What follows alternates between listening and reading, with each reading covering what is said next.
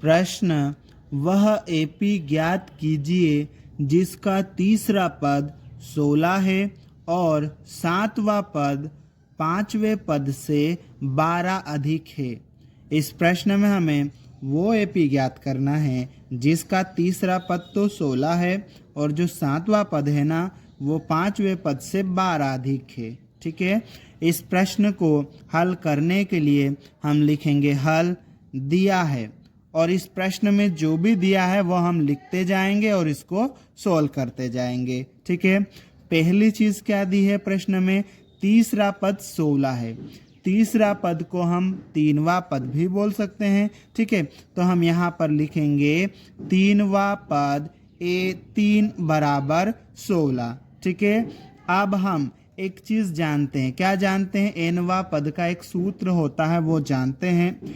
एनवा पद एन बराबर ए प्लस कोष्टक के अंदर n माइनस 1 गुणित d होता है। ठीक है, एनवा पद होना तो यहाँ कोष्टक में n माइनस 1 होता है। अब यहाँ पर तीनवा पद है तो n की जगह पर 3 आ जाएगा, मतलब 3 माइनस 1 हो जाएगा। ठीक है, तो हाँ यहाँ आ जाएगा a प्लस कोष्टक के अंदर 3 माइनस 1 गुणित d और ये बराबर का चिन्ह और ये 16। ठीक है, अब हम इसको थोड़ा सा सोल्व कर लेते हैं।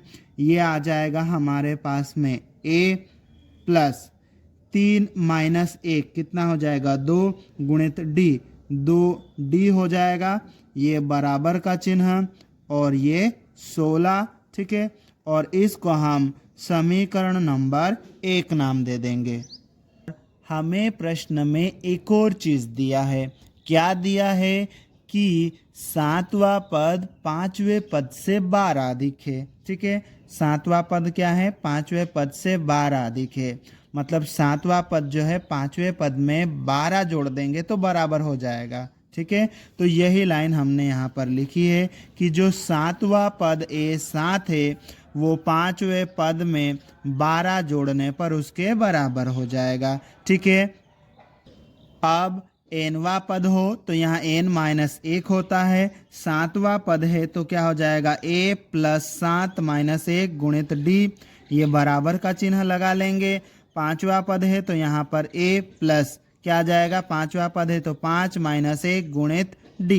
ठीक, और ये प्लस और ये 12, इसको हम सोल्व कर लेते हैं तो ये आ जाएगा हमारे पास में a प्लस 7 माइनस 1 कितना हो जाएगा 6 गुणित d, 6d हो जाएगा, ये बराबर का चिन्ह। ठीक है, ये a आ जाएगा प्लस 5 माइनस 1 कितना हो जाएगा 4 गुणित d, 4d हो जाएगा प्लस ये 12। ठीक है, अब हम क्या करेंगे, a और d को एक तरफ और 12 को एक तरफ रहने देंगे। ठीक है, तो यहाँ पर ये a प्लस 6d तो ऐसा ही रहेगा, ये a और ये 4d को बराबर के उधर से उठाकर हम इधर लाएंगे, उधर ये प्लस के इधर आएंगे तो माइनस का हो जाएंगे।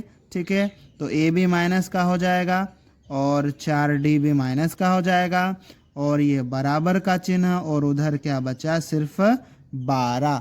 ठीक है, अब आगे देखते हैं, ये a प्लस का ये a माइनस का घट जाएगा, ये 0 हो जाएगा। ठीक है, या तो हम यहाँ पर इसको काट देंगे। ठीक है, अब 6d माइनस 4d कितना हो जाएगा 2d हो जाएगा। ठीक है, और ये बराबर का चिन्ह और 12।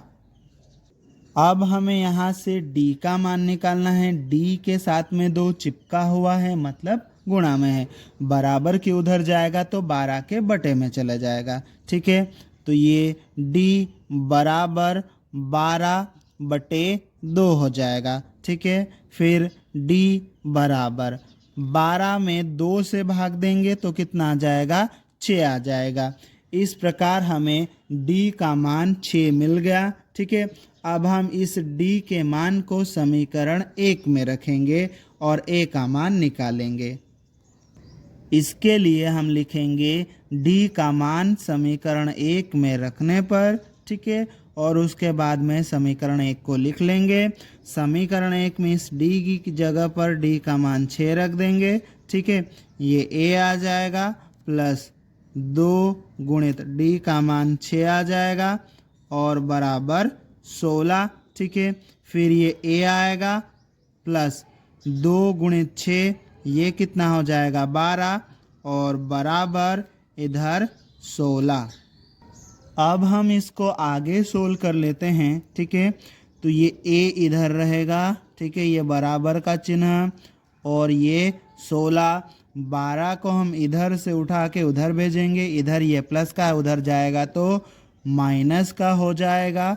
ठीक है, फिर ए बराबर 16 में से 12 घटा देंगे तो कितना आ जाएगा 4 आ जाएगा। ठीक है, इस प्रकार हमें ए का मान 4 मिल गया, डी का मान हमारे पास में 6 है। ठीक है, इस प्रश्न में हमें क्या निकालने के लिए बोला है, एपी निकालना है। ठीक है, अब एपी निकालना है, एपी बनाना है तो हम एपी कैसे बनाएंगे, पहले तो लिखेंगे प्रथम पद 4। ठीक है, उसके बाद में उस प्रथम पद में सार्वंतर डी जोड़ेंगे, मतलब डी का मान 6 जोड़ेंगे, तो 4 में 6 जोड़ेंगे तो 10 आ जाएगा, फिर 10 में 6 जोड़ेंगे तो 16 आ जाएगा, फिर 16 में 6 जोड़ेंगे तो 22 आ जाएगा। ठीक है, इस प्रकार से आगे एपी हमको मिल जाएगी। ठीक है, अतः समांतर श्रेणी एपी जो है 4, 10,